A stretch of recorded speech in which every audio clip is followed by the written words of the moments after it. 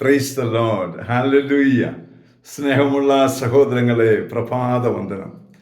ഇന്നത്തെ സുവിശേഷത്തിൽ പറയുകയാണ്, ആ കാലം നോഹയുടെ കാലം പോലെയാണ്.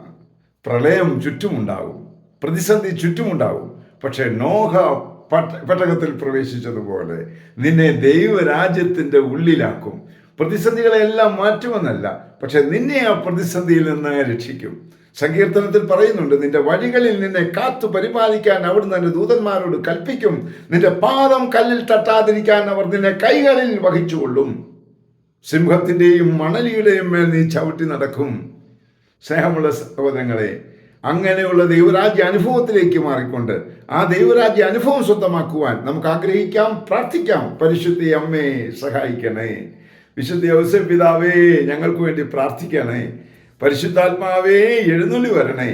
പരിശുദ്ധ പരമ ദീപികാരണത്തിന് എന്നേരവും ആരാധനയും സ്തുതിയും പുകഴ്ചയും ഉണ്ടായിരിക്കട്ടെ. ആമേൻ.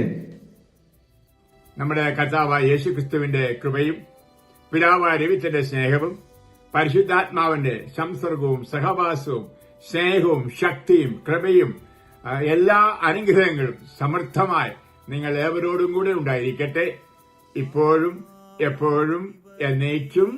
ആമേൻ.